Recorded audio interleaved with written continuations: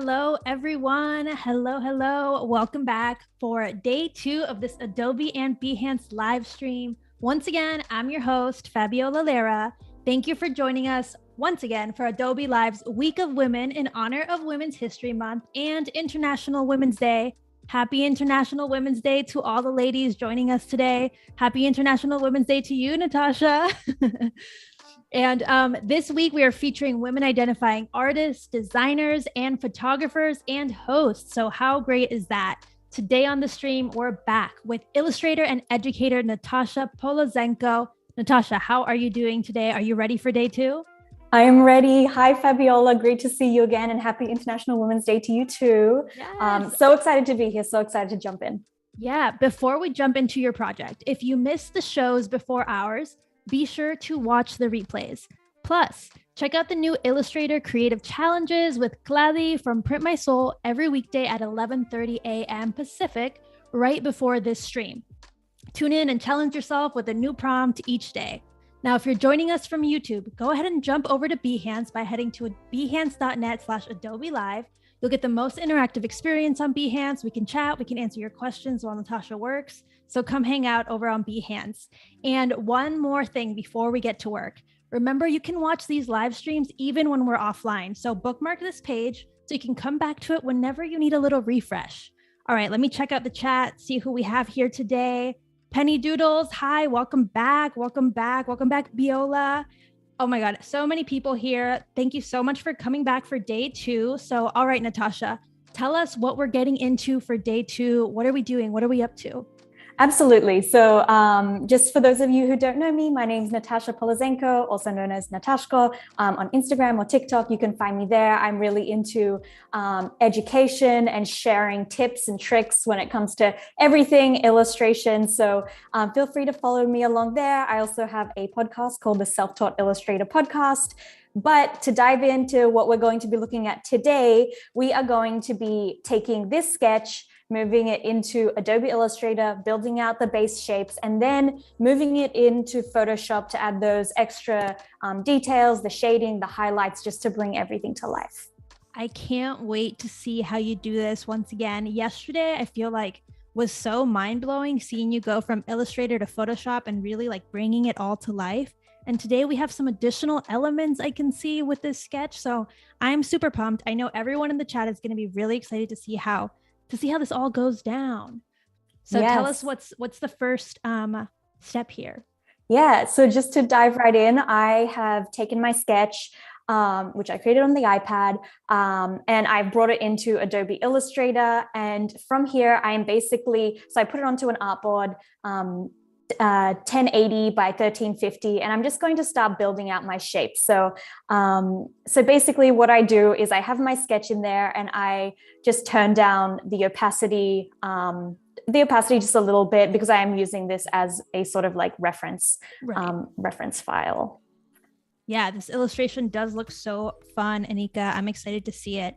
Once again with that, like those stretchy limbs. I know you had a word for it. Was it rubber hose? Rubber hose, yeah. Yes. From yesterday. All right, so digging right in. Yes, diving right in. I am using the pen tool right now, using the trackpad on my Mac, and basically just like quickly creating all these shapes that are going to like make up my illustration. And you're really smart with the way you approach the shapes because you're not blocking it all out as one giant shape.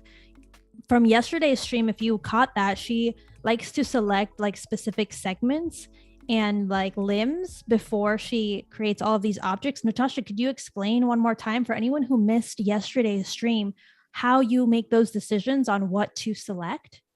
Absolutely. So yeah, I like to create basically like clean shapes that are separated. So you'll see like in a moment, I'm going to be basically creating like separate shapes for each finger on the hand. And basically what this does, it means that when we save out as from Illustrator into Photoshop and save it as a Photoshop file, everything's going to be on its own separate layer. So that means when we go in and do the shading, it's going to be a lot easier to control exactly where the shading is going. And you're able to create those like really crisp, clean lines.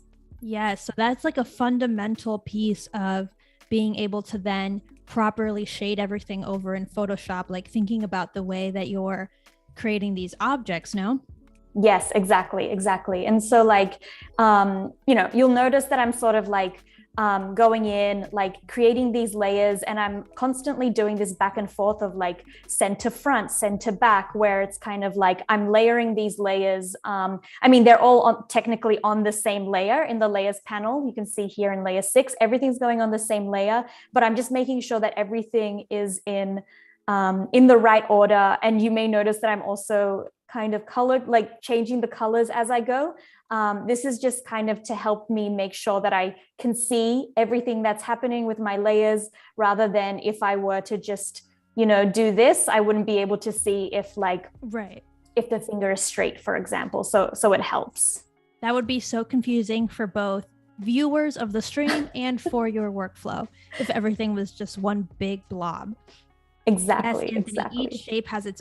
Each shape doesn't have its own layer. He's saying each shape has its own layer, but they're all in one layer right now, but once we move them over to Photoshop, you're right, then they'll be on their own layer. Yes. I read your process. comment backwards, Anthony. Sorry about that.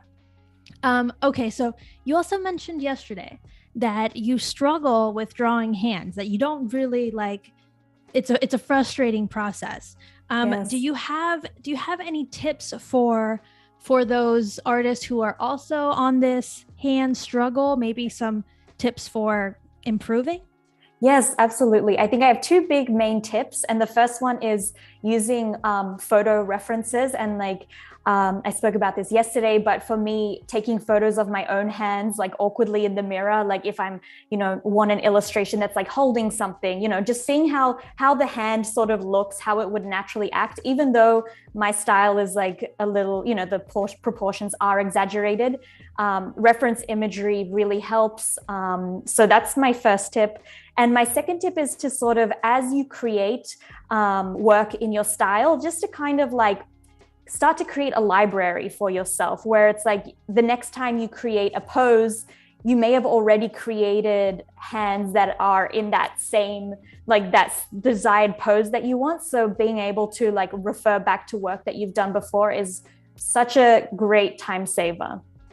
I rarely do that, but you're so right. That is like one way to really save yourself the work down the road, is if you kind of collect your own images and create that, even if it's just a simple folder on your computer that has everything, or an album on your phone.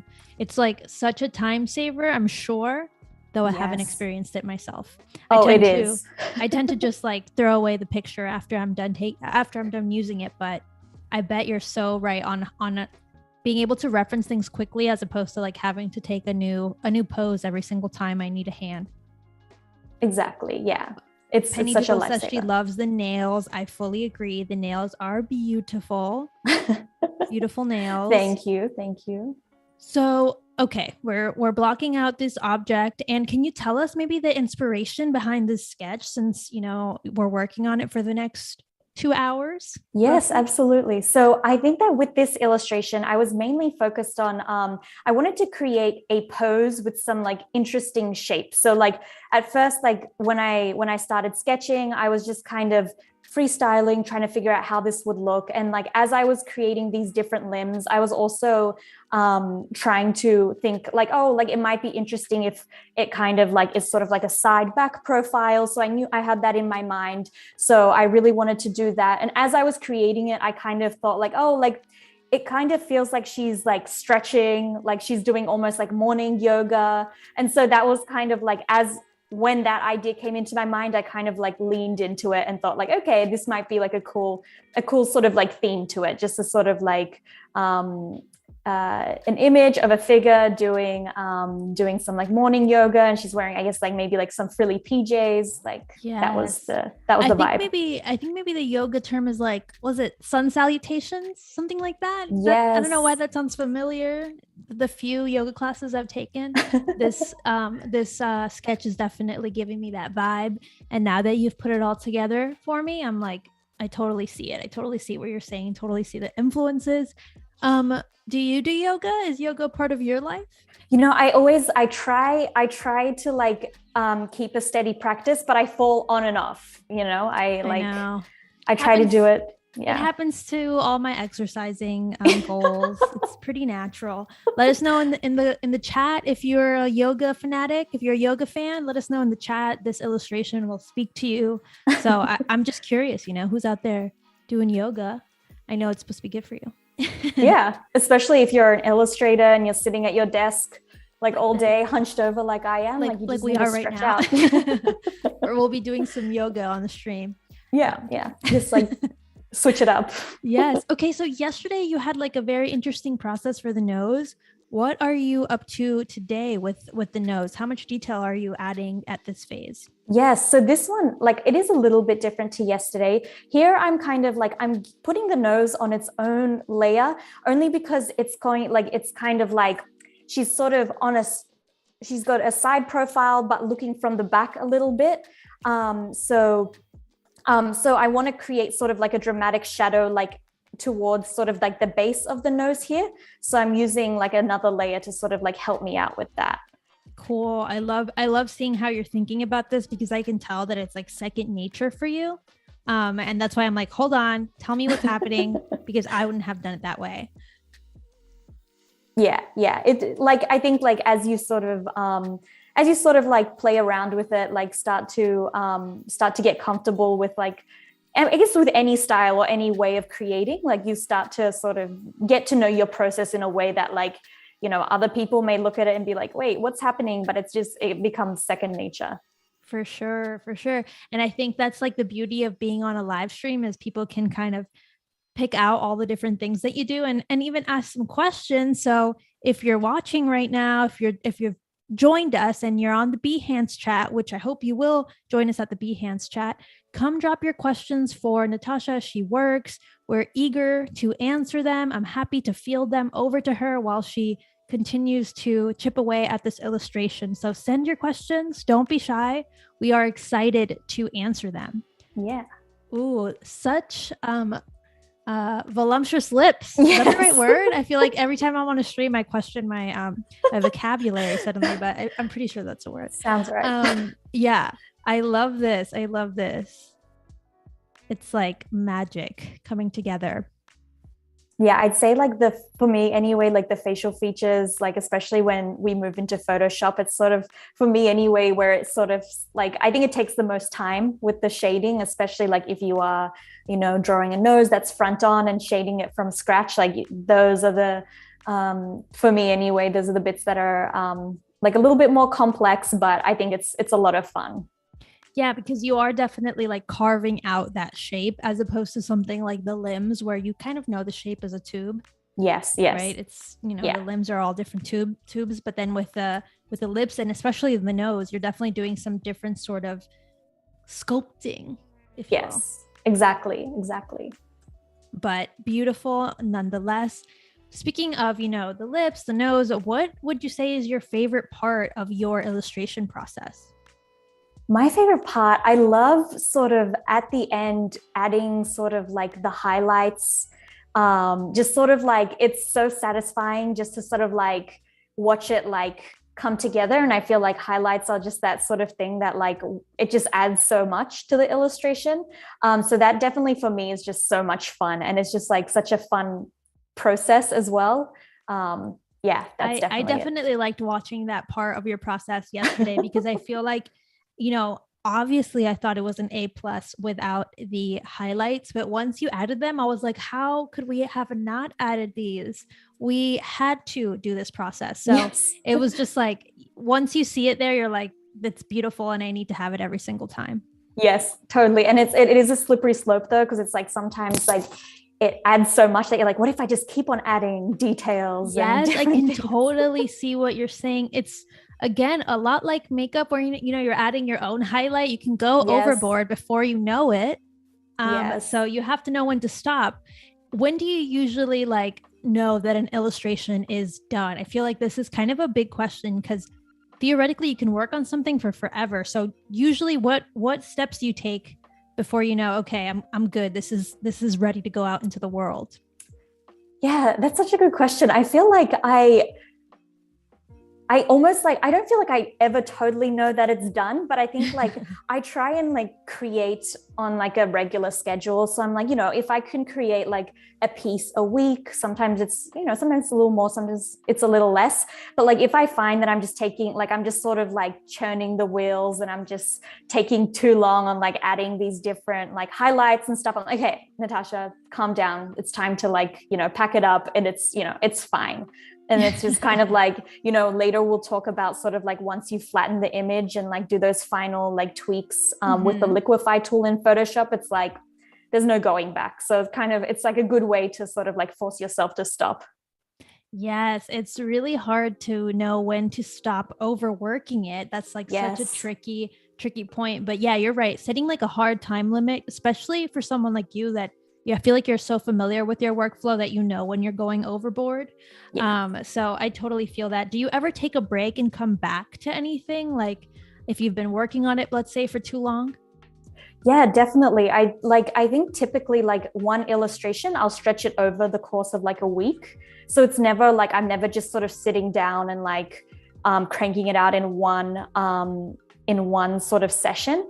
But that being said, like sometimes when I'm looking at an illustration and I feel like, oh, like, I don't know if I'm really liking this. Sometimes it's like, I'm tired. Sometimes I'm just kind of like a little burnt out and I just know I need like a good night's sleep or just to like do something not illustration related. And then when I get back to it the next day, then I'll do something that's like solves it. And I'm like, oh, okay, this actually is working. So sometimes you just got to know when to like put down the pencil.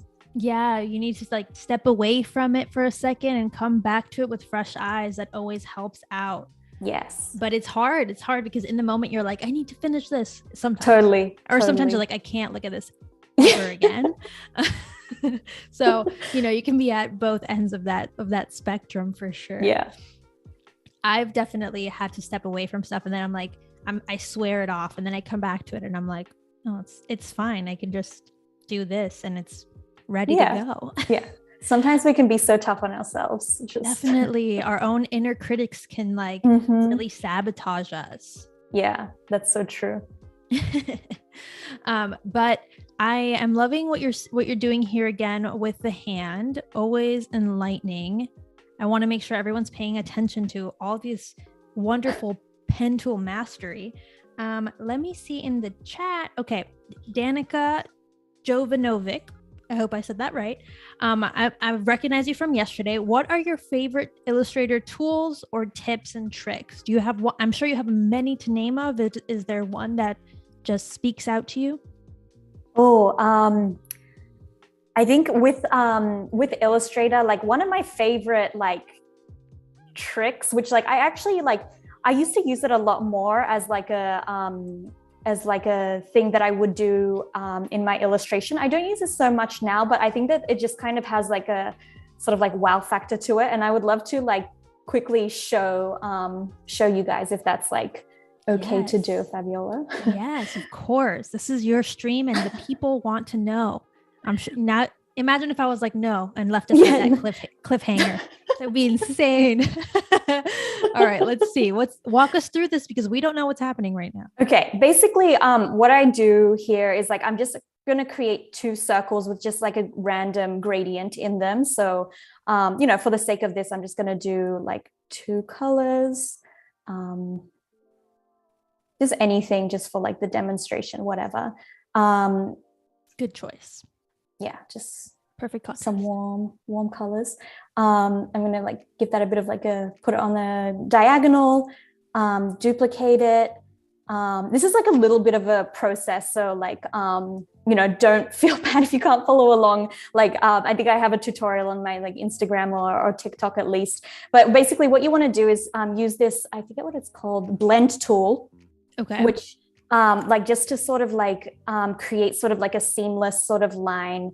How did you do that line? I feel like maybe we should replay that because I missed it. What happens when you select the blend tool? Yeah, so it's like I think you have to have both of the like circles selected, and then just click the blend tool, and I think you just click the first circle, click the second circle, and it will basically just like give you like, I think in this case we have like smooth color.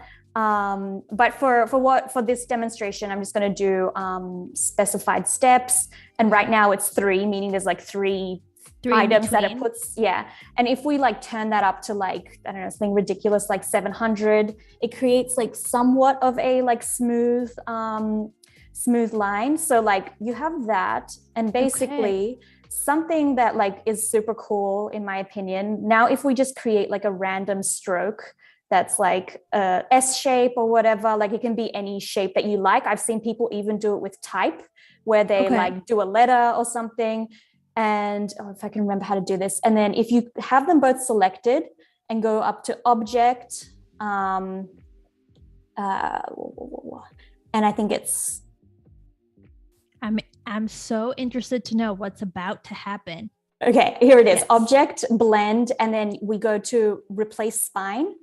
And it basically creates this like very like fun, like kind of, I know that like Illustrator does have 3D properties now, 3D capabilities now. But like, it's just like a fun, that's like a very fast way to go about it if you're not well versed in 3D yet. Yes. And it's just so fun. Like I sometimes use it, like I'll sometimes replicate like the shape of the limb, just to sort of understand where the like shading and highlights can go. Like, I think this is like one of my like favorite, like little Illustrator, like one of the little magic things that Illustrator does. That There's a lot of love in the chat right now for the blend tool. Everyone's very hyped up for the blend tool. I love something that I noticed is I thought that it would kind of apply it flatly or like in the same, I don't know, I guess the same shadow the whole way around, but it's really dynamic. Like the gradient stayed in place as that stroke bends and everything. So that's super cool. Oh, and more magic happening live on stream.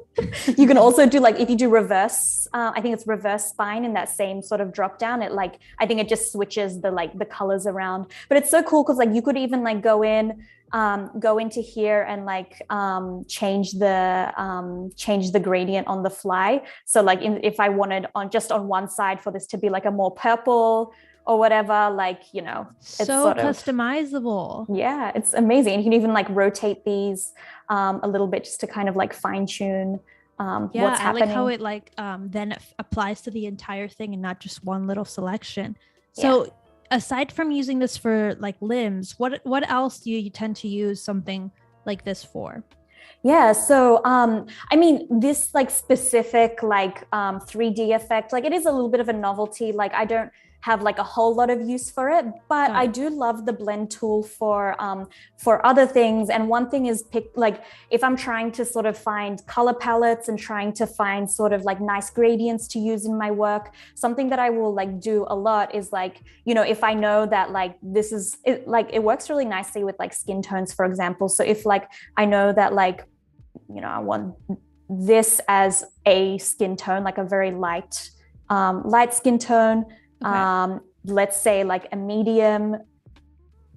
I'm so interested. This is a whole different application of the same blend tool. So I'm very amped about this. Yeah, there's just so much like capability. It's like amazing.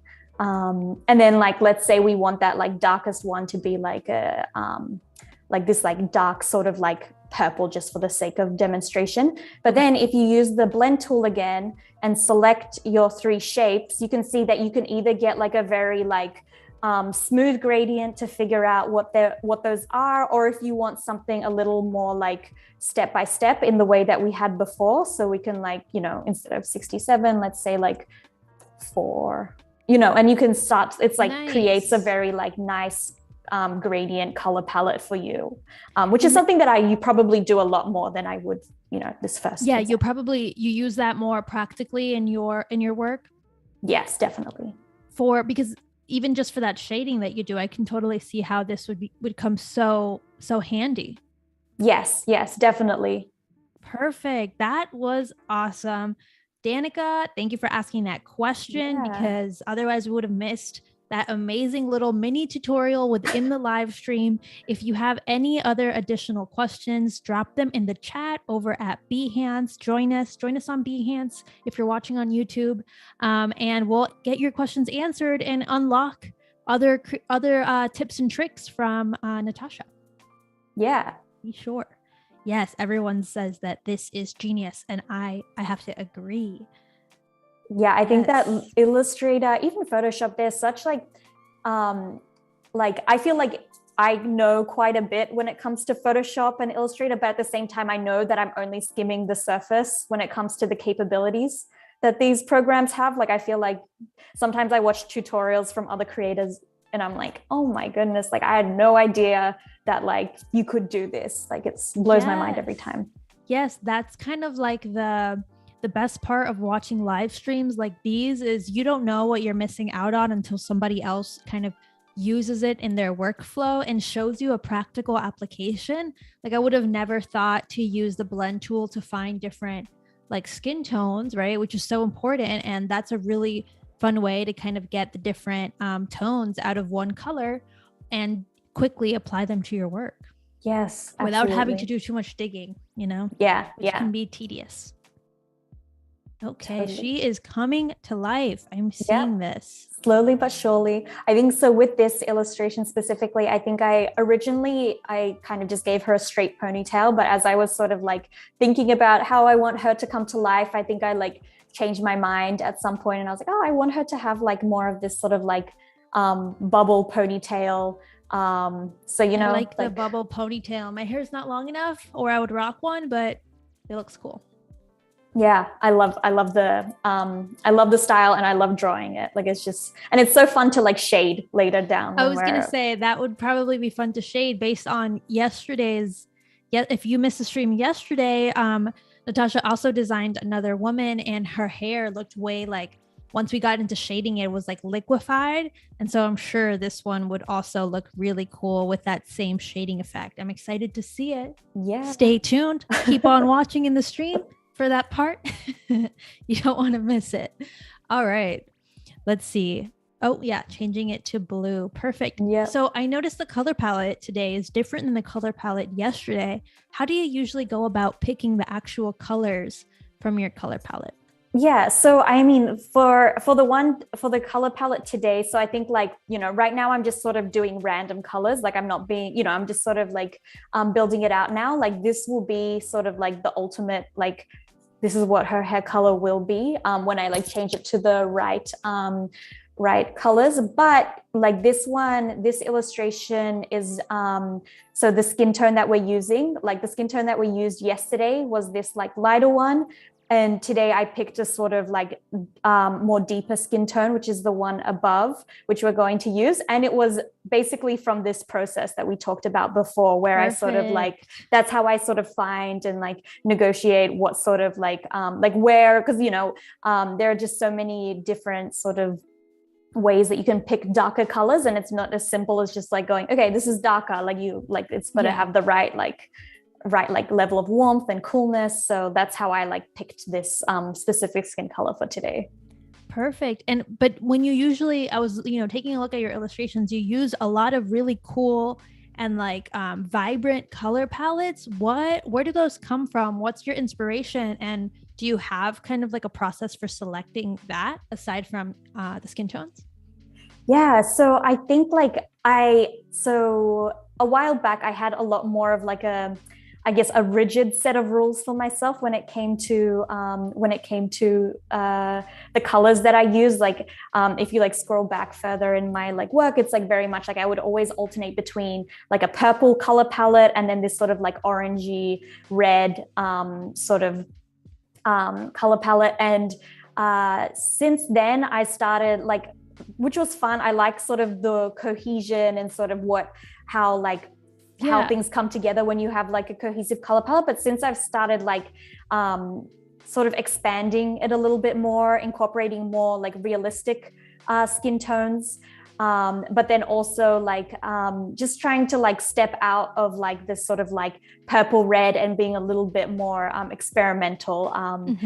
And I try to stay within the same sort of like general color palettes that I typically use, but I'm sort of like expanding my horizons at the same time. Yeah, I love your color palettes. I totally can see what you're saying about the purple and the was it the purple and green you said? It's like purple. I think there's like a purple greeny one, like, and then there's like a red orange sort of like warmer. And now you're doing more green, I've seen, and it's really cool. I love seeing kind of that evolution as you scroll through your work. But I also think like there's such cool colorways that are so like vibrant and work really nicely with the gradient style that you apply to your work. So I was just curious how you came up with that, because it's really cool and I haven't seen it like so prevalent elsewhere. So love to just get into it and figure out how you're thinking, how your brilliant mind works. Yeah, I mean, I think here. I think that like, you know, I am sort of like in this process of experimentation right now. Like I think my color palettes sort of fluctuate a little bit, but basically sort of like when I approach a new illustration, I do like, you know, I do sort of think about like how it will fit in with the rest of my illustrations, like in my portfolio, in my feed, like sort of how it, sorry about the sirens, how it sort of like feels as a whole. So like if I created a piece that has sort of those like pinks and browns that are prevalent, the next one I might like try and sort of offset it with like a little bit more of like a like maybe greens and like some of the like reds. So I do try and like think about like what have I done previously, what should I do next, in order to sort of help everything sort of feel like it's cohesive and working together as like a family of illustrations, which I think that's is really important to keep in mind as you flesh out kind of like your body of work. And it can seem like an afterthought sometimes, color, but I can totally see what you're saying about all of your work working together as part of a collection, essentially. Yes, exactly. Hello, everyone in the chat. Yes. Yeah, Natasha and we are vibing here because her illustration rules. So we can just talk all day about it and talk all day about this process here as she so fast builds out this illustration. It's really impressive. I don't know about you guys in the chat, but I can't believe Natasha just zooms through with this pen tool. Her mastery of it is definitely impressive. Oh, here we go. Yesterday, the feet. I remember the foot. You separated out the foot yesterday. Not today. Not today. No, like today, it's sort of like feels good as its own like shape. So I decided to like, you know, keep it on its own layer. Like there's no like extra sort of it's kind of like in the same dimension, right? It's like in front. Same plane or something like that. And so like, you know, let's like say that this is like complete. One thing that I sort of like to do is, as you know, with all of these layers being different colors, you can sort of start to see where there are a little bit of mistakes. Like, so for example, like this shouldn't be poking out. So this is like sort of where you'll go in and like do some of that like cleanup work to like make sure that, you know, when we move into Photoshop, you're not having any like weird things come up. And then also smart. So smart, because if you overlook that because you're just like, oh, let's keep it moving, then you'll pay for it once you get into Photoshop. Yes, exactly. And I think like, you know, just for the sake of time, maybe we can start to like move into Photoshop soon. So I can, I don't know, what do you think, Fabiola? Do you think it's time to? I think, I mean, I feel like we're at a good pace, so we can move through it naturally. I'm curious to see how you're going to build out maybe the clothing, because we didn't touch on that yesterday. So, you know, we could move to that if you want. But this is your process, so do what feels good to you. I think like something that is worth mentioning about clothing is like, I think in my style, sort of in the way that I like to work, I will always create the body first. And even if the clothes aren't going to be transparent or anything, I still like to have like the base figure there and then draw the clothes over the top. Like I think for me that's helpful. But basically, like, you know, it's the same sort of process as like for the rest of the illustration, but we're also like, you know, each of these like pant legs, I guess you could call it, would probably be on its own layer, because we do also want to like do shading with that. But you know, I see what you're saying. I feel like If you didn't watch yesterday's stream, if you missed yesterday's stream, Natasha likes to shade all of her work. It's super like vibrant and just like pops out from the screen. And if you look at her work and then come back to the stream, you'll see exactly why she breaks everything out as opposed to having it in one object. And so it may not seem clear right now, but Yes. trust Natasha, trust this process because it will come to life. And I think it's just like, you know exactly how you need to like engineer your illustration for it to work in the next step. And I love seeing like that you've kind of got it so tight, essentially. Yeah. I think that like I do sometimes worry, like I am sort of like rushing through some of these things that like, you know, may seem like a little bit strange, but you know, trust the process.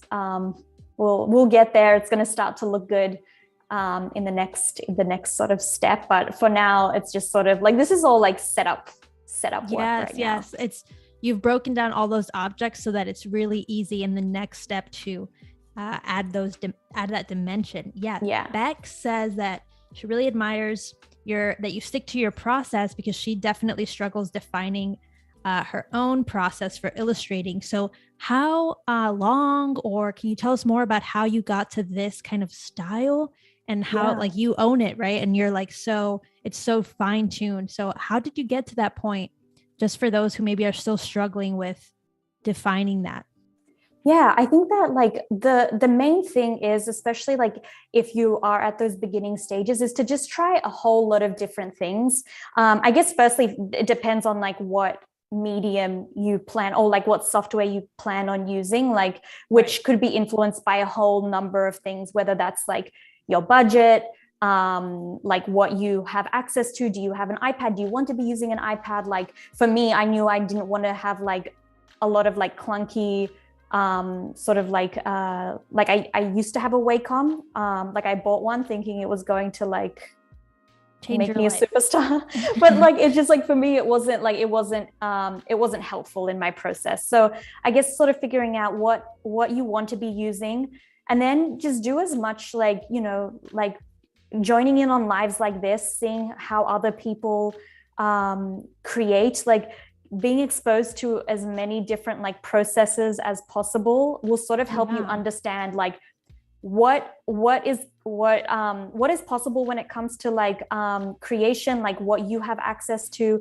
but then also like what kind of effect are you trying to achieve in your work. Like I think it's always great if you follow creators like on Instagram or wherever else whose work that you really admire, and like they have a specific like effect or like some sort of like feel to the illustration that you would love to sort of explore. Like even just like asking them like, hey, what software do you use? What brushes do you use? Like these things can like help you sort of like get closer to sort of your own processes. And then once you do find something that you like feel that you vibe with, as in terms of like as far as processes go, just like practice and like, you know, like sticking with it. Fine-tune it. Yeah, exactly. Yeah, I think it's really important. I think we all talk so much about, and by we, I mean just like artists always talk about style and finding your style and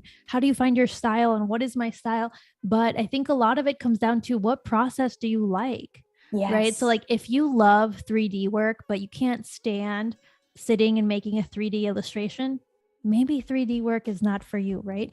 And like you were saying, you bought the Wacom, it didn't work out for you. You went this route and it made sense. And now this is your style. And I think if you find your process, it's likely that you will find your style. And that's why your process is so like tight, and so is your style.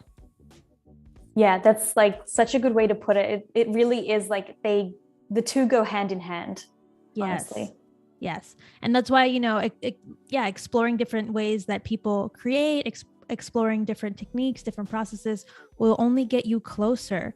Ooh, I love seeing these little scalloped edges. Yeah. Your mastery with the pen tool is always impressive all along this stream. And also like, it's so dainty. I love it.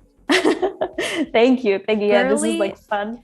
Girly for Women's International Women's Day, right?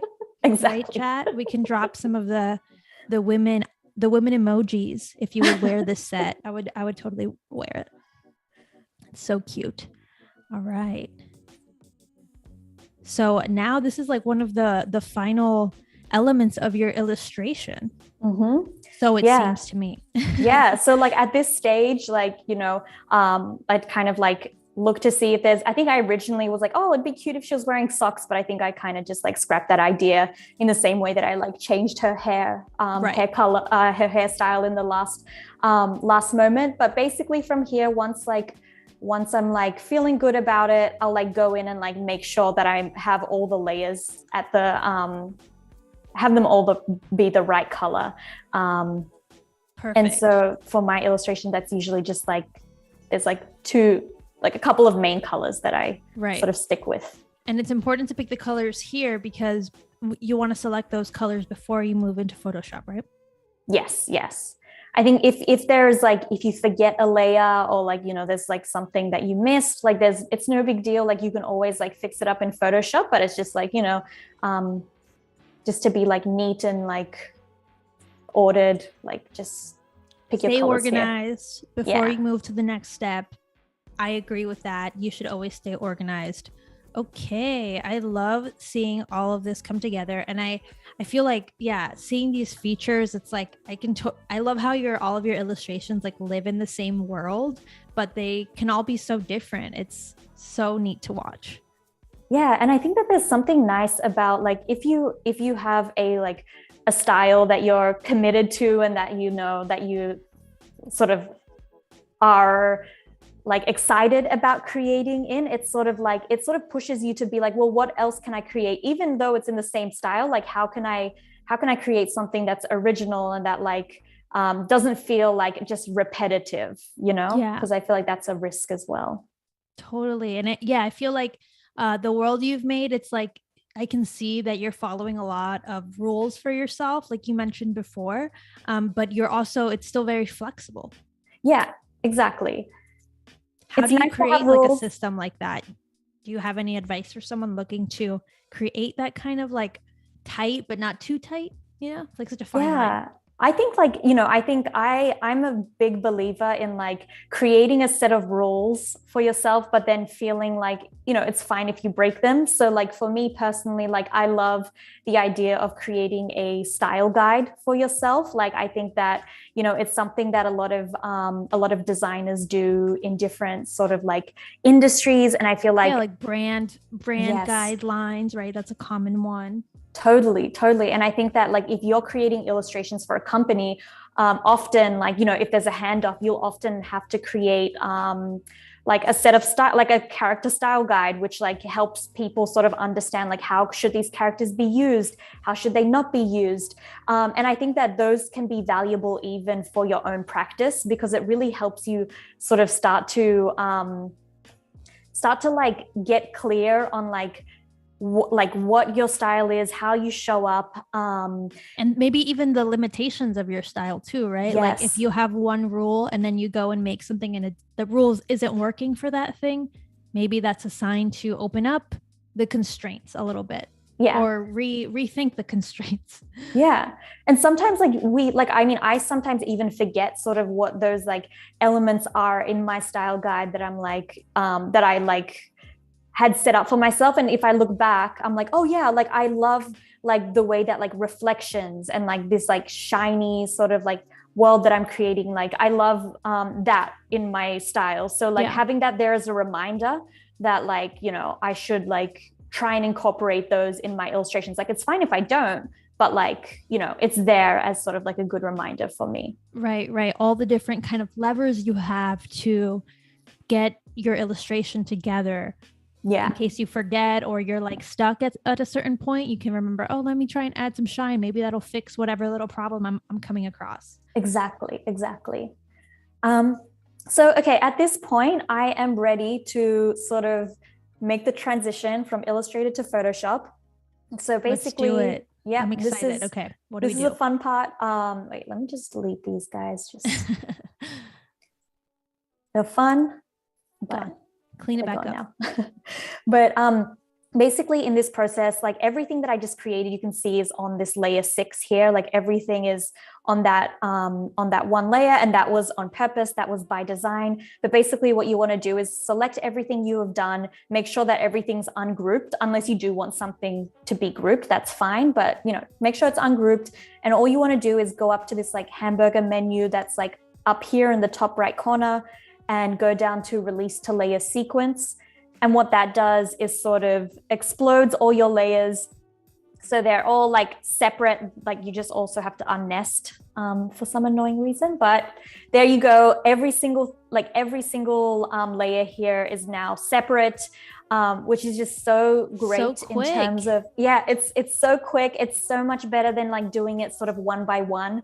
If you were to sort of manually create a new layer for every single item, that would be a lot more time consuming. So this is so helpful when it comes to let me know in the chat if you're planning on using that technique, that little process to simplify your layers, because that, I feel like that is so handy, so clutch, especially right before you're going to move it over, because I feel like I would always miss something if I was constantly making layers. I feel like I would forget a nail in there or something, and then I wouldn't be able to move on. And then you'll find like the nails on the same layer as like one of these like pieces of the hair, and it's like, come on. So it's just like, it's good to do it this way, in my opinion. For sure. So tidy. All right, what's next here? So next, all we want to do is go up to File, Export, Export As, and basically what we do here is we just save it as a Photoshop document. So you'll see like in the format, there's a drop down that's PSD. Usually you just like use the artboard, and then you hit export, and that's it. Now you have a Photoshop document. So simple, so simple. Yes. And so then like you'll see like when you open this up in Photoshop, this is what you have. So it's like this, the exact same thing. And the beauty of it is that now every single layer is separated in our layers panel, and we can work on them individually, which is what we are going to do in a moment. But I think sometimes people will look at like all these layers and freak out a little bit, especially because they're not named, and it may seem like chaos. But a very quick way to select layers is just by holding down, like if I want to select her neck, for example, holding down the function key and clicking, and then basically you have cool. I'm like looking down at my keyboard because I'm like identifying the key so I make sure I visually remember. That is so cool. I feel like, it does look a little wild having all those layers open, but I can totally see why it makes sense for the process. If you were here in yesterday's stream, you know what we're talking about. But if you weren't here, if this is your first time joining the stream, hello, welcome. Natasha's working on this amazing character illustration, and she's going to be filling it all out in Photoshop. If you're just tuning in, come over to Behance, come over to behance.net/Adobe Live so we can chat with you in the chat.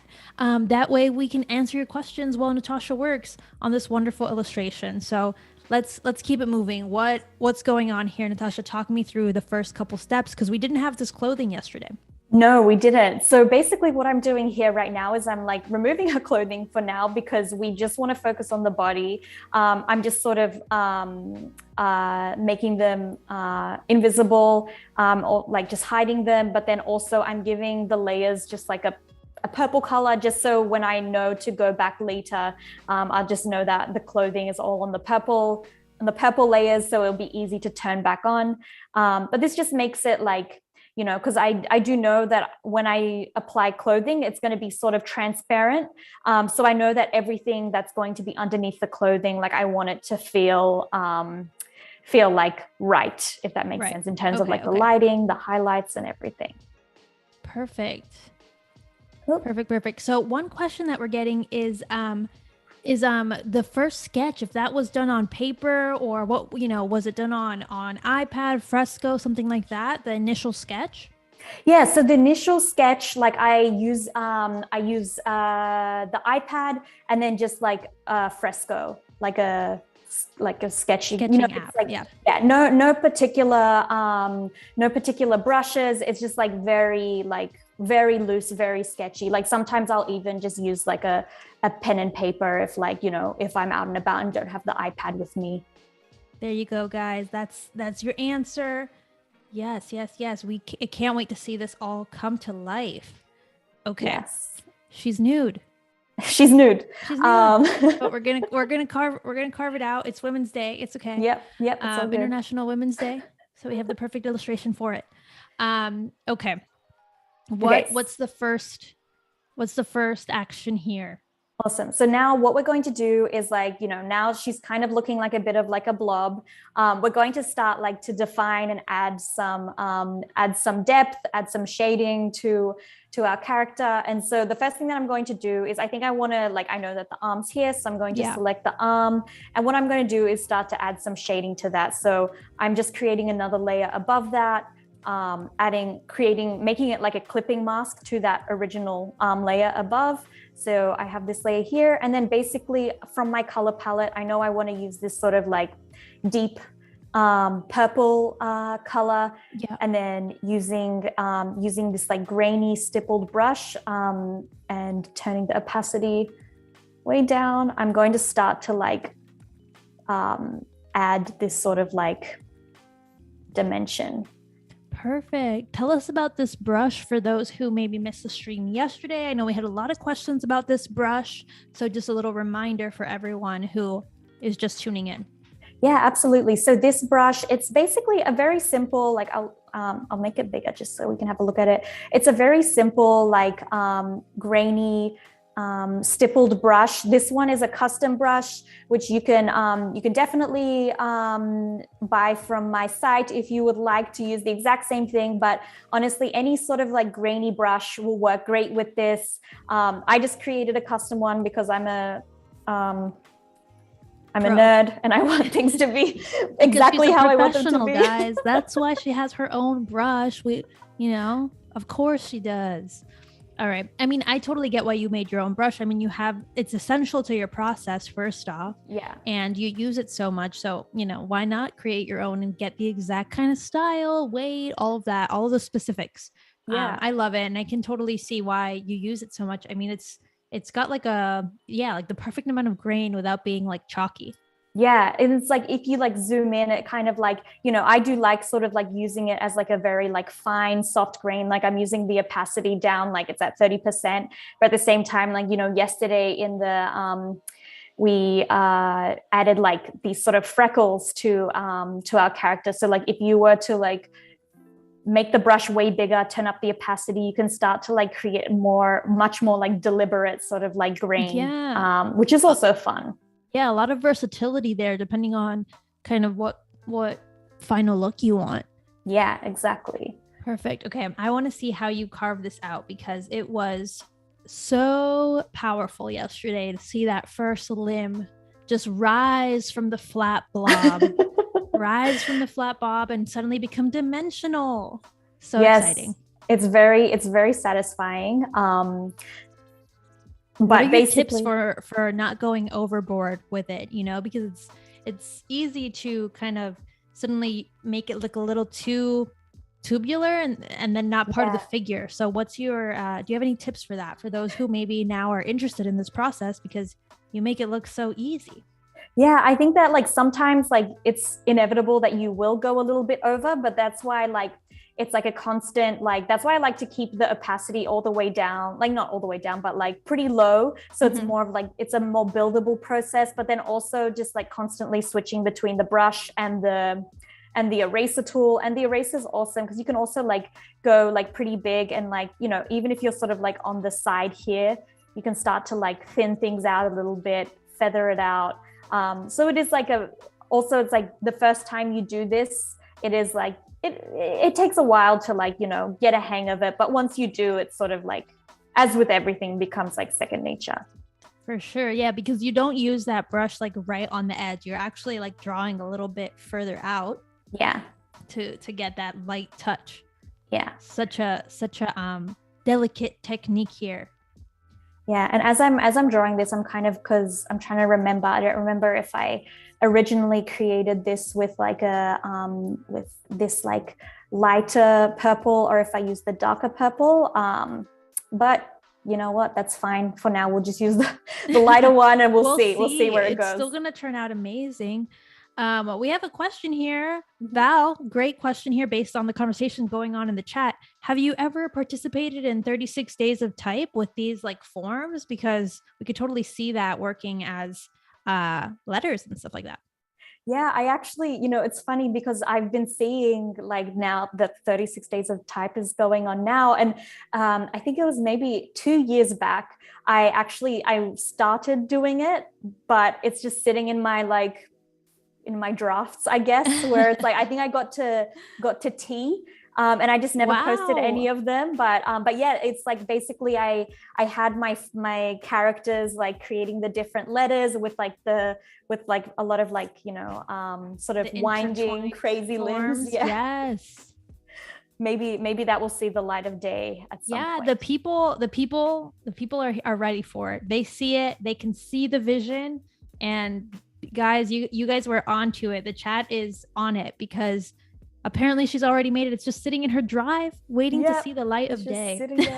Also, it's kind of funny though, because I feel like sometimes like with work that I created a while back, I sometimes look back on it and I'm like, oh my God, I can't look at it. I know, it's like looking back at a high school photo or something. You're just like, exactly. Why did I do that? Who said those bangs were okay? Who said that? So it would definitely need a refresh. It would definitely need a little bit of a revamp, but the like A to T is in there. Like it's conceptually, yeah, you're ready. Yes. Perhaps it needs a little spring cleaning. Yes, exactly. Maybe next year I'll be ready. Yeah. Have you ever participated in any challenges? Now that we're on the topic of challenges, I feel like I'm guilty of always dropping out of a challenge. I can't help it. I'm also like, I'm not great at the challenges that require sort of like the 100-day challenges, for example. Like I'm full of awe for people who are able to stick with those, but I do love draw this in your style challenges. Yeah. Like I'm a big fan, have done a bunch of those from a few artists and creatives that I love. And I just like in general, I think it's such a cool thing to do because it's like, it sort of celebrates sort of what makes us unique as like illustrators. And it's just such a cool thing to do. So like, I love draw this in your styles. Yeah. It's really cool because you get to put your own twist on a concept. Yes. Right. And so you can just focus on the process as opposed to maybe the concept of the illustration. You can see how everyone would execute kind of the same thing in their own way. I agree. It's a lot less pressure to create just one or two or however many you want to participate in, and not 100 days. Ambitious. Exactly. It's very ambitious, big commitment. Yes. If you're commitment phobic, you can see why these challenges maybe don't work out. Exactly. Okay, we have a question here. Oh, I lost my question. Where'd it go? The question was, did it disappear? Maybe the question disappeared. It was something along the lines of, were you always interested in illustration, or did you dabble in other forms of art before landing on illustration? Yeah, I think like this is something we talked about a little bit yesterday, but I think that like there's this like, I didn't really fully know that illustration was a thing like until a little bit later on in life. But I do think that I was always like, somewhat creative. Like I was, always the kind of kid who was like, drawing. I was always like creating something with my hands. When I sort of like was to go to like university when I was back in Australia, like I decided to go into landscape architecture because like for me, like that seemed like something that was like very creative. It'd be allow me to like sort of make things, create. So I guess that's a form of creation. But then also like I've taken sort of classes in like oil painting, just like random things here and there. Did you have those interests as a kid? Like, were you in art classes and stuff like that as a kid? Yes, definitely. Like, so we had like art class in school, but like, right. I also like, I went to sort of like Saturday painting class, I remember, which was just so like I love it. I love it because it's like so obvious when you're a kid, when art is like such a big part of your life, and then suddenly you veer off into, you know, in your case, what is it, landscape design, and then it found its way back to you, right? Yes. Like art Full still circle. stayed with you, and you know, even though you kind of resisted it for a bit, it found its way back. Yes. Oh yeah, Robert's asking if you were always this fast. Definitely not. I think, like, you know, as we were talking about before, like with any process, it's sort of like as you sort of hone in on your processes, on the way that you do things, like inevitably you're going to get faster at it. So there you go. Yeah. It just takes practice, you guys. It takes practice to get this fast. Yeah. And I think that's another like byproduct of like sticking or finding and then like sticking with like a style, right? Where it's like if you constantly find yourself like trying out new trends and like trying to be like someone else, it's like you're never going to be able to have that like time to like refine your processes. But if you're sort of like doing your own thing, you can sort of like just like get better and better at it. Get there a little faster, kind of stay dedicated. By staying true to yourself, you can find your process as opposed to kind of always having your head turned with the latest thing, which we're all guilty of. Let me see. Okay, perfect. I love that leg. So like powerful. Yes. How do you come up with these like strong poses for your characters? Do you have any advice for people who want to kind of have these dynamic, strong poses with their work but just aren't there yet? Yeah, I think like helpful, what I think might be a helpful tip is like when it comes to poses, it's sometimes good to sort of like imagine what the silhouette will look like. So if I was to like make everything here just like a black shape, like is the shape interesting in itself? Like, you know, and so like you're able to sort of start to like start to think of this in a bit more of an abstract way. That helps. Also, you know, like I like to use a lot of like kind of like parallel lines. So you can see like everything is very directional in this composition, where it's like her arm, her leg, this arm, it all feels like it's like going in the same direction, which is like, you know, and that could be like that was very purposeful, but then like, you know, you could choose to do something that's very like I guess the opposite of like parallel, where it's like everything's perpendicular to each other, like just like trying to like play with geometries, play with forms, just to try and figure out what looks interesting. Right. And, you know, use reference images. You mentioned that yesterday on the stream, if you missed it, to use different reference images to start building out those poses. Like this one you said earlier in the stream, if you missed it, was inspired by like yoga poses, and so you can totally see it once she tells you, you totally see it. So yeah, I get it. And I think your tips for geometry and lines is really key there, because that's easy to lose focus of, and then you know you take a look at it and you're like, oh yeah, this can all work together better if I pay a little bit more attention.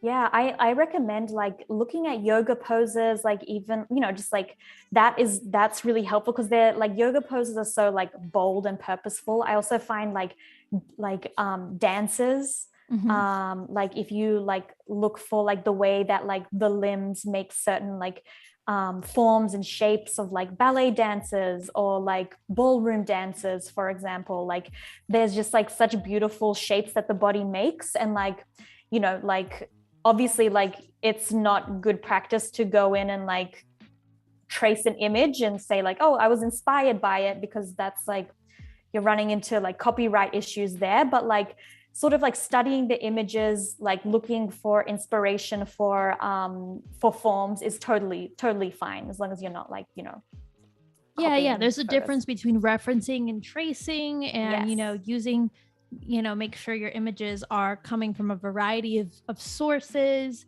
and just diversifying your influences to avoid any potential problems down the road. But I totally see what you're saying, just to pay attention to realistic images to inform your illustration style, no matter your however realistic or non-realistic your style is. Yeah. Gorgeous. Absolutely gorgeous. Love to see all of this come together, all the different forms. You're so proficient. Remember, guys, a little reminder, if you're just joining us, come over to behance.net/Adobe Live so you can join the chat. We're all hanging out in the chat. We're answering questions. I'm fielding them over to Natasha while she so quickly works on her character designs. So join us, come hang out. Let's chat. Everyone, let's chat. Yeah. Hey, everyone in the chat. Hey, Haley, thanks for joining us. Richard, Anthony, amazing to have you guys here. I hope you're enjoying this process and learning a little something, because I know I am for sure. All right. Tell us what's going on.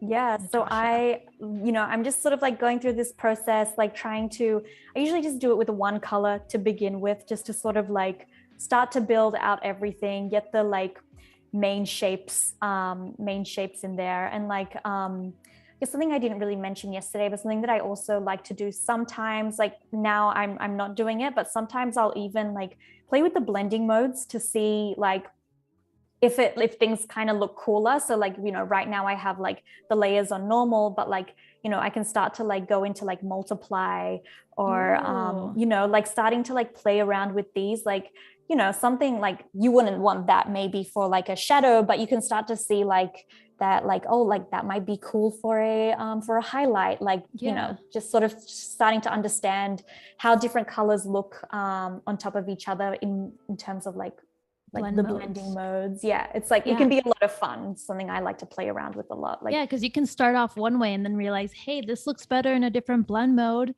Maybe it's faster, maybe it's cutting down some time for you. Yeah, that's super handy. Very good point to bring back up. So I can see that you're obviously extremely fast and proficient at digital tools. Do you have any advice for someone who's just getting started with digital illustration? Let's say they feel comfortable with their traditional technique, but now they're just getting started with digital, maybe want to explore Adobe tools like Illustrator and Photoshop. What's your advice for someone who's just getting started? Yeah, I think like when you're just getting started, don't feel like I don't think that there should be sort of a barrier to entry when it comes to digital tools. Like, I think that a lot of people think that they need to have like the best iPad or the best Wacom or like the best, everything, like the setup needs to be like perfect. Like when I first started with digital, like I was literally like, I just had my computer and I would take like trace paper and like put it over my monitor and like trace like my image, like over, like use reference images and like use that as like a way to sort of like start to like dip my foot into the world of digital. And then sort of from there, as you start to like figure out like what you like, what you don't like, that's when you can start to like really be like, okay, well, do I actually need a tablet, for example? Like, like, do I need, am I going to be creating vector artwork? So like illustrators would be like great for me. Or do I know that I want to be creating in raster? So like Photoshop would be sort of like the way that I want to go. So like, easing into it and not like blowing your budget just because you think you need something. The latest and greatest. Yeah. What, I know a lot of people in the chat might already know this, but maybe there's some people tuning in who, are very new to this. What is the difference between something like raster and vector, and maybe why would you go to one versus another, especially if you're just starting out, as we were talking about? Yeah. So the difference between raster and vector, like, vector is something that you would create in a program like Illustrator. And basically a vector is like infinitely like scalable, where it's like, you're not going to get any pixelization. It's not made up of pixels. Yeah, it's just right now you're like zooming in at like 7,000%, and it looks exactly the same. If you're watching the stream, you wouldn't notice a thing because she's just zooming in at that lower left corner. You're seeing that number, and it stays crisp and clean. Yeah, and it's wonderful. Like if you need to like resize things, if you need to make them super large, like you're good, right? Also really great for like bringing it into After Effects if you want to do some animation. Like it's very, very flexible, awesome. And there is some shading capability in Illustrator. Like it is possible. However, it isn't as it doesn't have as much flexibility and like level of control as something with Photoshop. So that's a vector. Vector is just basically like shapes, infinitely scalable. Once you, like what I did, once you bring it into Photoshop, it becomes a raster image. And so you will see like, as I start to zoom in, you can see that everything is made up of like individual pixels, and it isn't infinitely scalable. Although like this is like pretty amazing. Like I'm at like 12,800%, which like you would never need to do that really, especially for like what I create illustrations for, like, you know, just for like Instagram and, you know, portfolio work. But like, you know, it's it allows you a much higher level of like control when it comes to shading and detail, and it's just yeah, it's just different in that way. Yeah, there's a lot. I always feel like there's a lot more brush capabilities happening over in Photoshop, in Fresco, which is also another raster tool program. I mean, I know Fresco is the exception; it has both vector and raster, but Photoshop, yeah, there's a lot of different brushes you can use to really explore your style. And just like Natasha's saying, especially for shading, for like very custom work like this, I can see why Photoshop is your preferred method. Yes. I also, because I feel like that might be one of my most frequently asked questions. Like, why not just do this all in Illustrator? And like and just to like jump here for a second, in my I created this graphic a while back where I like created the same illustration both in Photoshop and in Illustrator, to show sort of like the difference. And I don't know if you can fully like see it here, but like it really goes through sort of like how to do it both in Photoshop and Illustrator. But then like this is the finished product in Illustrator, which isn't bad, but it is very difficult. Nice. Yeah. It is like it is very difficult. You don't have the same level of control. It's a little bit of like faking it. And then in Photoshop, it just allows you so much more like detail, control. So like I'm like all the way team Photoshop when it comes to shading specifically. Yeah, I can totally see what you're saying. It looks a lot dreamier and smooth in the Photoshop version versus in the Illustrator version. It's a little bit more robotic. It looks calculated, you know, in a way that it kind of loses its charm. So it's up to you and your workflow, what works best for you. But I think Natasha's showing us a really good example of you have to figure out what tools work for you for your workflow. And she's got it really dialed in. Yes, combining the two is definitely where it's at. You can definitely go between the two. You don't have to pick one or the other. I mean, here, Natasha uses both for essential parts of the program. Of the portrait, I was gonna say, but of the character. So it makes sense. You couldn't have one without the other, Natasha, right? In your process. No. I mean, you know, I think that like sometimes people ask me like, oh, why don't you create the shapes directly in Photoshop? Because Photoshop does have a pen tool. I think it'd be completely possible. It's just like I probably would need to sit with it for a little bit longer and like really get used to this new workflow. But right now for me, like, you know, I have the Creative Cloud, I have Illustrator, I have Photoshop, and it's just such a seamless sort of like moving from one to the other. So like there hasn't been a benefit strong enough for me just to like start creating in Photoshop yet. Right. There you go, guys. In case you were curious about that, there you have it. I mean, it's all about finding what works for you. And hopefully if you're watching this stream, you're inspired now to play with the two, see what you're capable of doing between the two. And you don't have to just pick one or the other, you know? Yeah. And I think like sometimes when it comes to finding like a process, like I think sometimes, I mean, I love like hearing from creators who have a very like unique process where they like cut out photos that they've taken and bring them into like collage them and then bring them into Illustrator, then move into Photoshop and then move into After Effects and like create, you know, sometimes it's like you can create very unique things by having like a unique process. So I think like, you know, you can bounce between programs, but then also bounce between mediums. Like I love work that sort of like is a mixture between analog and digital as well. Like sky's the limit. Yeah, it definitely, like there's different ways to kind of put your own twist on things along your process that become specific to you and to your style in a way that's irreplicable. Is that a word now, guys? Let me know in the chat if that was a word. Sounds like it. Speaking of, we mentioned a few times already animation and all of that. Have you explored bringing your work into one more program, which would be something like After Effects or an animation program?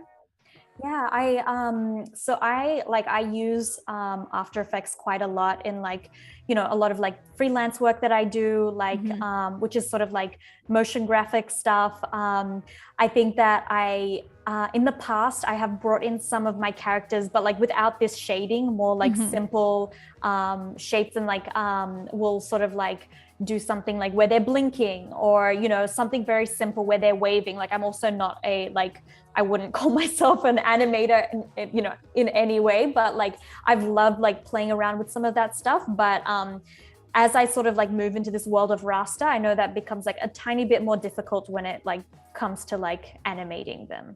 Right. You can get a little bit heavier. Have you played with the animation tools within Photoshop? I know it's frame by frame, so it can be a little bit more tedious, but what's going on there? Anything? I think I've played around with it once. Like I tried to I tried to do something with it once. I never it got all weird on you.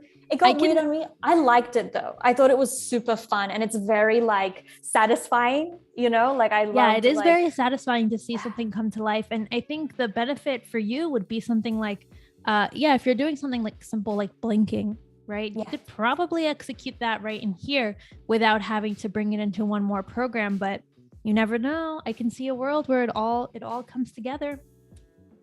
I think I want to try that, because I've always sort of I've done a lot of the animation / motion graphic stuff in After Effects, but I think I could totally just right in Photoshop, do that subtle work. You could totally get there. You could even just to throw one more thing at you, in case no one in case you haven't considered it, Fresco has a lot of really good motion graphics tools too. So you could try there too. Maybe that workflow feels more natural to you, depending on, I don't know, your style, what ideas you have going on. But it's pretty cool. It's pretty cool. I didn't even know that. Yes, there's a whole motion graphics thing. It's super cool. You're gonna have to watch one of these live streams one day and see how someone else uses it, because it's really powerful. I don't want to miss the nose carving. Yes. But I feel like, did we miss it? Are you going to do more? I'm just double checking here. What happened? For this stage, basically all I did was because it is on its own layer. So I just at this sort of area where it sort of goes behind the face a little bit. I just sort of added a little bit of shading at the tip, but then also sort of in this area here, and this sort of helps it feel a little bit more it's she's got her face turned a little bit. Exactly. I love that. I feel like for you, your anatomy is so second nature to you with these figures, but I wanted to point it out because I think there are some people who might have just left that flat or left that as part of the face, just without adding that added shading. And I feel like you know exactly what you're doing, and it's wonderful to see. It's so satisfying to see it come to life. Yeah. If you guys have questions for Natasha, drop them in the chat. I'm happy to take your questions, send them over to her while we work on this illustration here. Yeah, send us your questions. And as I mentioned before, so I use this one color to sort of build out the base of it. I think we'll see. So I'm gonna flip to, okay, yes, as I thought. Okay, same process, but I use this darker purple instead of the lighter one, which we created in here. So ignore that slight mistake. But you can see here, this was a process, it's a little bit more detailed. I think there's a little bit of something weird happening here, but that's fine for now, because I know that's where the waistband of the pants are going to be. So I know that's going to be forgivable. It's forgivable. But basically this is the first sort of pass at adding the dimension.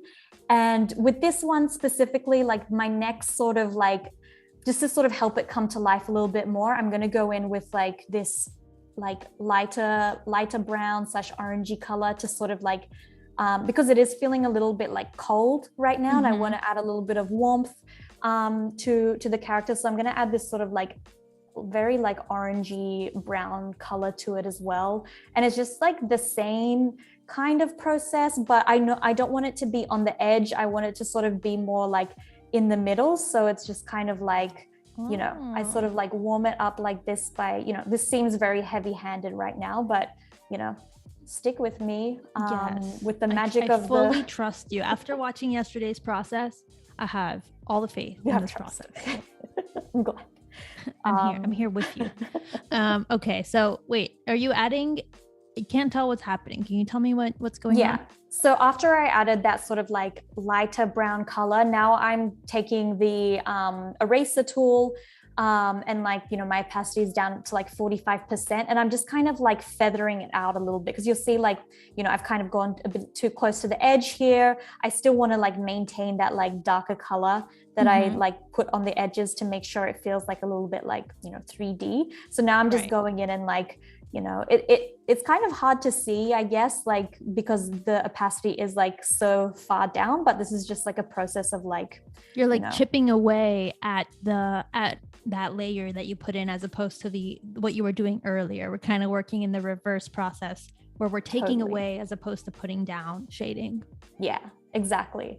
Cool. I definitely see what you mean. It definitely added like some warmth to it. So, you know, she's like actually facing the sun as opposed to in a basement or something. Yeah. None of that basement yoga. Yes. Not ideal. Basement yoga is not ideal. Yep. I'm so excited to see this. Yep. So we're getting there. Showing all the goodness, and I can't wait to see what you do with the clothing too. I'm very excited about it, because I love the way that you incorporate clothing and you drape it. And yeah, I'm curious if you could show us that little trick you have for the draping of fabric. I think that could be really cool. If we have a chance to get to it, but I know in about 8 minutes we'll be doing the artist spotlight, but until then we can keep cracking on with this. Yeah, I mean, do you want me to sort of walk through that sort of fabric tip now? It would be like a quick thing. I'll just do it to the side here. Sure. Yeah, guys, you really want to pay attention to this because it's super cool. If you I saw this over on Natasha's Instagram, and so now we're getting a live little demo of how this works for applying cool fabric, like flowy fabric to an illustration. Yeah. So I think I used I sketched it out when I was doing it in the tutorial, but we can also do it here in Illustrator. But basically, like the way that like you could sort of start to suggest some flowy fabric, whether that's like a curtain or it's a skirt or something, is like just thinking of the fabric in terms of like edges and folds. So like if we draw like any sort of like curvy shape, and think of this as do I have the stroke on? Oh, I'm doing this in Photoshop. Hold on. Let me move. I was about to remind you. I wasn't sure. What is she doing? Meant to be there. I was like, maybe she just wants to do it in here now. All right. This is not my comfort zone. So we'll move into here. So back like to the pen tool, yeah. So any sort of like curvy shape. I'm just gonna make it a lighter color so we can see it.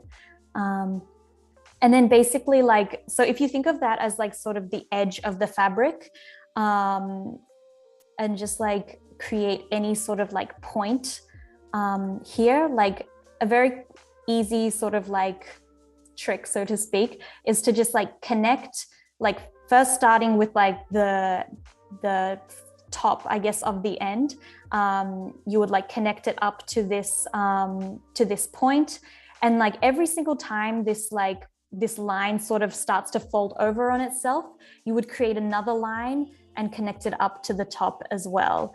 And then you keep maybe increase the stroke a little bit when you like go to highlight it? It gets lost, and I feel like it's hard to follow. Is that good? Yeah, that looks good. Okay. So yeah, as I was saying, you know, like every time you sort of get to a fold, you can start to like move create this line that goes back up to the beginning. In this case, like So cool.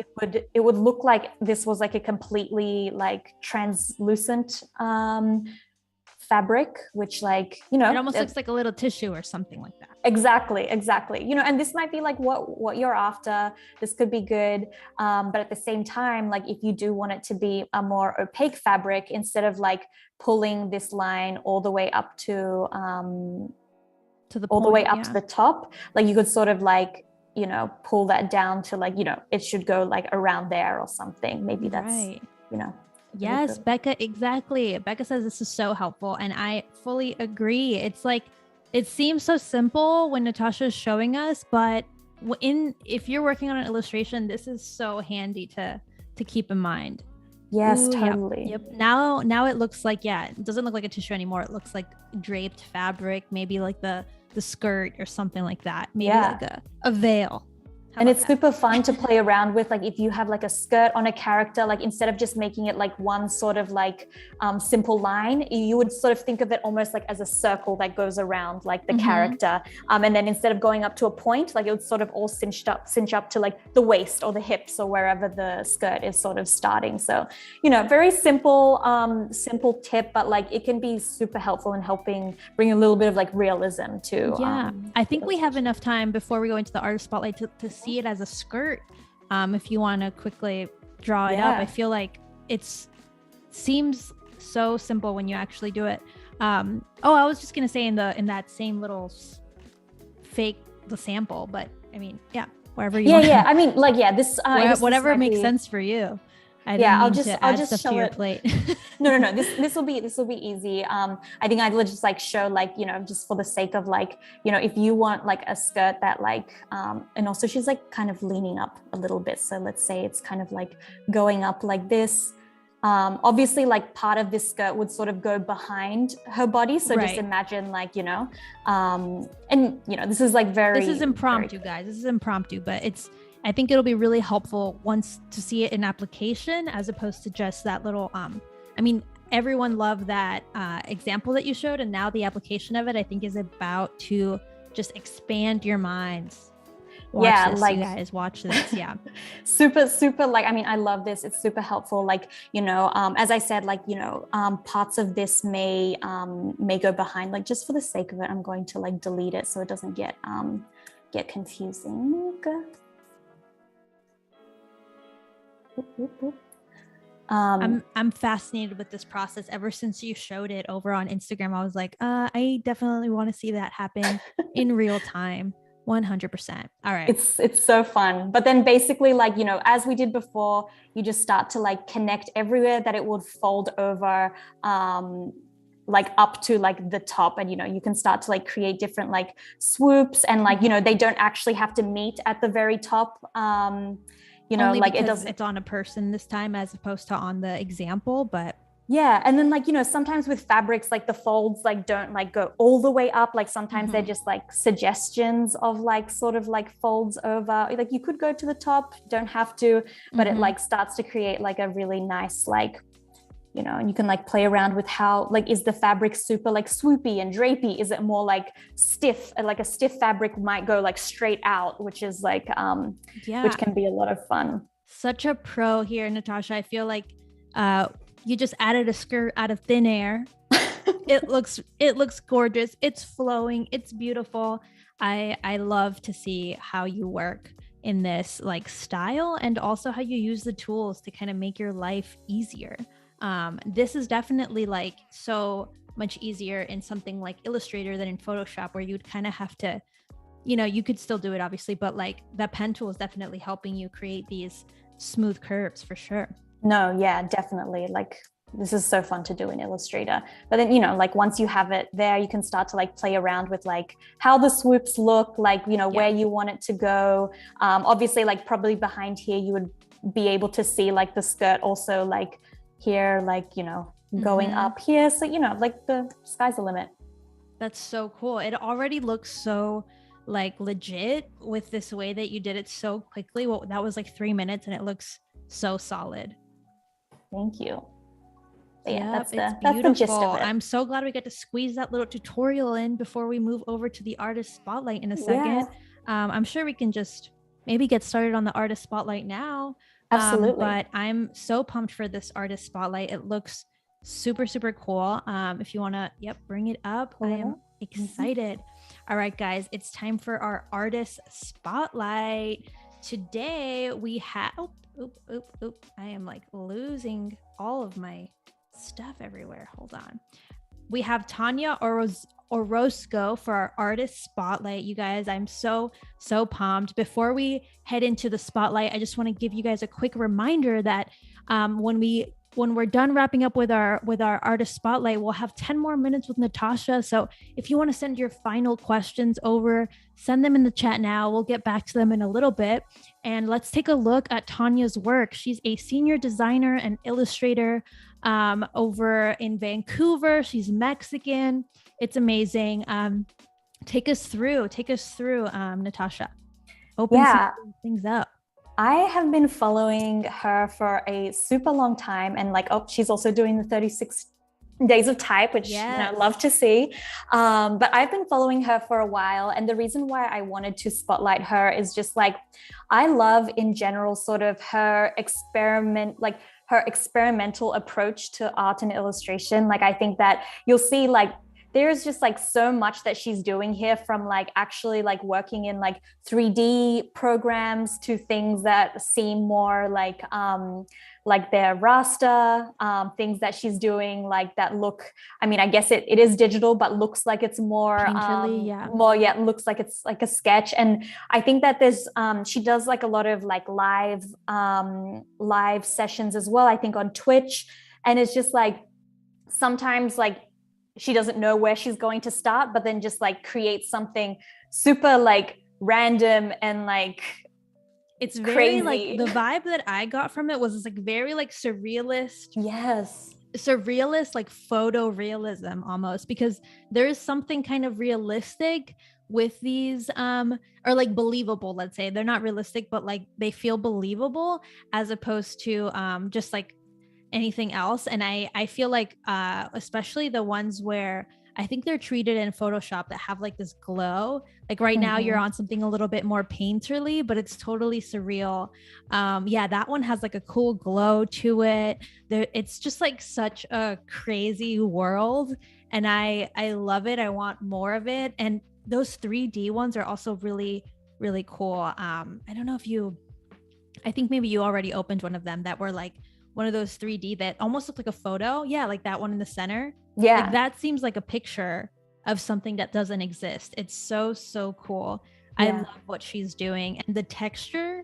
And she also incorporates a lot of that shading, which I'm sure she's doing, in some other program, but it looks glossy, and also her use of texture is really masterful. Yes. Yeah, I totally agree. And I think that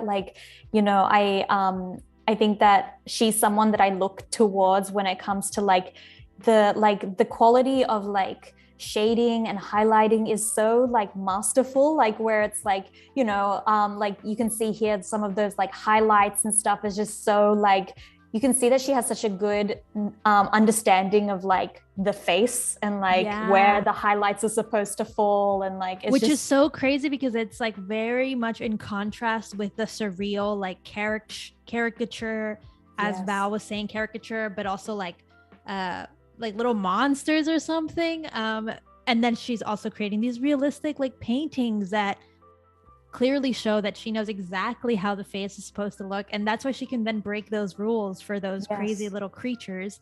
And I love that for example, in this one, it's not just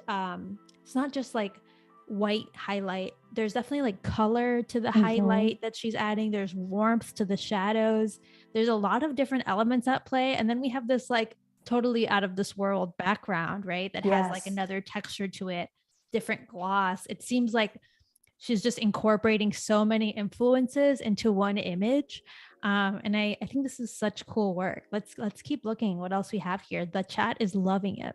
Yeah, she's such a pro, and it's so interesting how it doesn't seem like it seems like I said, very experimental, but it still all feels cohesive, like to me anyway, where it's kind of like, you know, she's like playing around with these almost like glass Yeah, that's a whole forms. different other, like a different other texture and universe, but it's all within like the universe of her mind, right? Like Yeah. you can tell also by the colors that she's selecting too. There's a lot of the same colors no matter what style she's working in.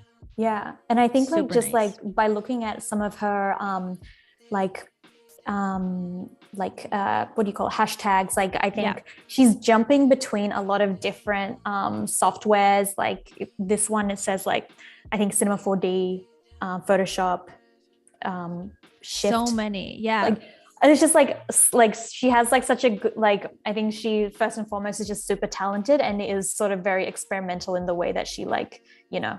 Yeah, she's not scared to dabble in different programs to get the look that she's going for. And I think a lot of the times you can feel restricted in a program, but then it's like, just go jump around the same way that you're doing here with Illustrator and then Photoshop. And then I know that you use in your own design work motion tools. So it's just like, just play around to see what kind of effect you want to get. Oh, I like that dog that looks like it's surfing, or it's like maybe gonna surf. Yeah, the mood. Oh, this one. So cute. You have to tell me in the chat, that looks like that dog knows how to surf. That's the vibe that I'm getting. This dog knows how to surf. It's so cool. It's like painterly and 3D and gradients. I'm really thankful that you showed me this artist because they're super cool. She's doing some really, really amazing things, Tanya. Lovely work. Anything else you want to add about Tanya? I think that's it. Just like, well, we can keep following her 36 days of type. Yes, exactly. Yeah, so follow Tanya to keep up with her 36 days of type. It's a demanding and exciting challenge. I can't wait to see what she makes of it. Like you were saying, Natasha, with all the different tools that she likes to work in. I mean, I really don't know what's coming up next. Yeah. Before we move on, before we go back to your project, Natasha, I want to let the chat know, I want to give the chat a little reminder. So don't forget to submit your recommendations for creatives to highlight in our next artist spotlight. So you can just head over to the artist spotlight tab right at the top of the chat. If you're watching on YouTube, I'm referring to the chat that we have on Behance. So come to Behance, go to that artist spotlight tab at the top of the chat, and you can send your nominations for the next artist that we highlight in one of these in one of these artist highlights. So make sure to do that. And should we go back to your project, Natasha, and get back to it? Yeah, I guess we're sort of like in the home stretch now. I can sort of like, I guess, get closer towards the end. So now, like, just to sort of like recap where we're at, like I was just sort of talking about how I like add like a little bit of the sort of more orangey colors just to sort of help warm things up. And like, you know, this is just the process of helping things like start to like come to life more, help them pop out. And so I'm just going to jump over to like here's one I prepared earlier. Like there's not a whole lot of like difference here maybe, but like, you know, there's just like a little bit more of a glow that you may notice like in some of the limbs. And then from here, like what I would like want to do is sort of like add that like finishing highlight, which is like what I mentioned before as like one of my favorite parts of the process. For this specific one, like I decided like yesterday I used a color like this, but today, because I feel like we're sort of leaning towards this sort of like more orangey palette, like I'm going to use like a color like this just to kind of like add those like extra highlights and pops all over the body. And this is like a really cool process because yes, I mean, some could call this done, but once you see the highlight that Natasha adds, you'll realize why there's no way we could have called it done any earlier. And this is the similar process that you added the warmth in before, right? Yes, totally. So like it does look a little bit like crazy and heavy-handed to begin with, but like I feel like the magic here is behind the like how you use the eraser and like, you know, like having it like the opacity down a little bit and just sort of like, as you said before, like just chipping away at it a little bit, like until it sort of looks the way that you want it to. Yeah, I think this is really cool because it's very like, I feel like your work is so clean that it can seem like you're just applying gradients like automatically, but you're very deliberately like crafting this gradient little by little, gradually. It's not just like, click gradient, apply, or anything like that. It's very, very manual. Yeah. If only it were that easy. That would be great. That would be another stream. That'll be another stream. I'm sure there'll be a Adobe update. Yeah. Where it'll be more automatic. But I really think that this is what makes your work also have a lot more character. Similar to that comparison that you showed us with the Illustrator gradient, which is like a more automatic way of applying gradient. Yeah. It just loses a lot of life when you do that. And so sometimes you have to stick to your process, even if it's a little bit more manual. Totally. Oh yeah. Everything starts to get that sheen. It looks like she just applied body oil. Yeah. Like some gold, some Fenty. Yes. She has Fenty Beauty highlighter for sure. For sure. Shout out Rihanna. Lovely, lovely, lovely. I can't wait to see this keep developing. Yeah. And I mean, like this is kind of like, it can be a tedious process. I know we like talked about a little bit in yesterday's stream that like I sometimes will like be watching a show in the background while I'm doing this, because it is sort of like it can take a while, and it kind of needs to take a while. Like, sometimes things can't be rushed, but like, having a show on, a podcast in your ears is just like, it can be helpful. Yes. I mean, you're like kind of in your zone here too, right? Because I can tell you're very familiar with this process. So this is just a matter of, getting it exactly customized to where you want, and it's very fine-tuned. It's a well-oiled Fenty Beauty machine. Exactly.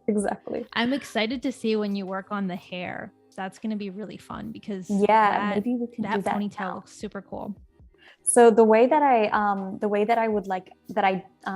going to approach this is I basically just use the same color, and then like as I mentioned before, like using like a multiply is like sometimes really helpful, just to sort of like get some like, because this is kind of like my darkest color, but I want to get like even darker here just to sort of like build it out. But basically I'm like just sort of like adding shadows at that area where it sort of meets the next bubble. Yep. And like kind of just like making it feel like a bit like spherical, like making it feel like a nice ball. Yes. The perfect ponytail. Yes. Right? This ponytail is so perfect. She doesn't have a hair out of place. It's very. If only we could do that, right? I could just add a little gradient to my hair, make it look perfect, no frizz. All right. That looks amazing. So so like that, that like kind of like adding a little bit of shade, and then the next thing, like, just like on this side, I'm just gonna add like a tiny bit of like this like more. I barely noticed that. You started very lightly, but I'm seeing it come through now. It's like a light brown, matches the skin. Yes, it's like I like the way that this like brown sort of like looks on top of this on top of the like this like reddish purple. Yeah, like it kind of like reminds me of like almost like rust or something, like so I do like this color combo a lot, but like I like rich to and warm. Yeah, I like to keep it like kind of like when it comes to colors, like try to keep it like minimal, like not try to like use too many, like which is like, it's not to say that it's wrong to use a lot of colors, it's just like a personal like style choice, but like, this is kind of like how I would approach like each sort of like section of the hair, just like a little bit of shade, a little bit of like a pop on the side. It's pretty. I can't wait to see it. Like, the final illustration, I'm sure it's going to like really pop out at us. We have the chat here loving this. They love your illustration style, the anatomy exaggeration that's going into it. And Bruce Gonzalez is pointing out something that I also noticed, but we haven't talked about yet, is that spine, that subtle spine effect, little gradient that you have there. It's beautiful. It's definitely like delicate. It's a really cool touch, Natasha. I love to see that. Yeah, thank you. Yeah, with the spine, it's kind of like, I did have like two separate shapes, sort of like make up the spine. So like that was like one side of it. So that's it turned on. But basically when I sort of went in with that first color, like I sort of like blurred it out so it didn't go all the way to the edge, just so that spine felt very like natural and not too like dramatic. It's really cool because it's like subtle realism within this very surreal illustration. Okay, wow. Okay, tell us all about this. Yeah, so this is sort of like jumping forward like a few steps, but not too many. But I wanted to sort of like jump forward here a little bit, but you'll see that, I finished off the hair. You can see that like brown, those like the shading, the highlights. I'll go through and like talk about the clothes in a second, but basically this is everything with like, that sort of more like orangey, like almost golden sort of highlight at the top.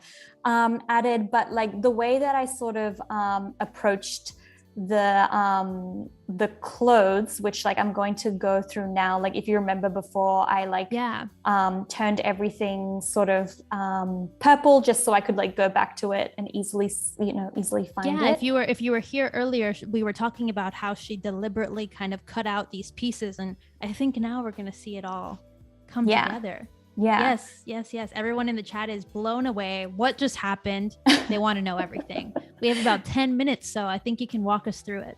Yeah, totally. So like with clothes, like I think I generally like, like you could very, very easily just turn down the opacity and like add a little bit of shading to it. I like to play around with clothing. I like to play around with blending modes a lot. Like to me, like it creates like a nice sort of like effect. So like I'll just like honestly just scroll through and just pick the one which like I like the most. And I don't remember which one I used. Maybe it was soft light, but like I'll like find one that like I like the look of. I actually like that a little bit, but there's a lot of options. I feel like this is an underrated kind of mechanism, because just by adding those blend tools, which one is that?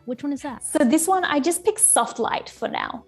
It looks really cool. You could still like get all the like beautiful gradients underneath, but it's so nice. Everyone in the chat is loving this part. Oh, awesome. I'm glad. But then on top of that, like you can start to add like a little bit more shading. I don't remember what I did for the final one, but I think I may have, so something with like blending modes is like if you create like a clipping mask on top, it's going to be sort of like that blending mode is going to be applied to it as well. So like, even though I'm trying to add a color here, like it's not showing up. So sometimes instead of doing that, I'll just sort of, what do you call it? Like lasso tool it. Like auto select the shade. Yeah, I'll auto select it and just do like a shape on top just to like add, now you can see it, right? Yeah. Like it's not now it's showing up. Cool. Yeah.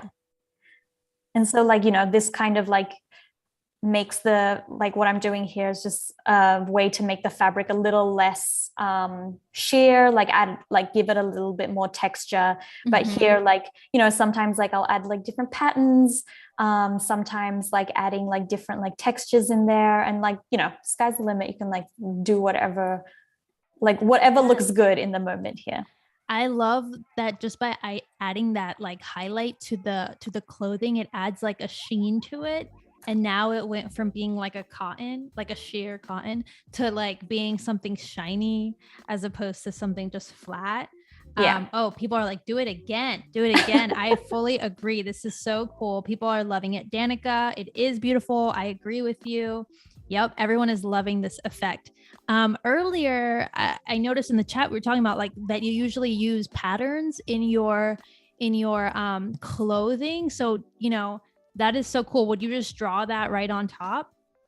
Yeah, sometimes I'll draw it like back in the sketch. Sometimes I'll like get to this point and I'm like, maybe the pants are looking a little bit boring. So I'll like go ahead and like make a pattern in here and sort of like warp it to like fit like the fabric and the folds and stuff. So that's like, I would do it now, but I think it might be a bit of like a bit of a process. Yeah, for sure. But that's good to know. I feel like, yeah, I think yesterday, if you missed the stream yesterday, you showed how to use the Liquify tool. So there you can rewatch that and maybe kind of get an idea there.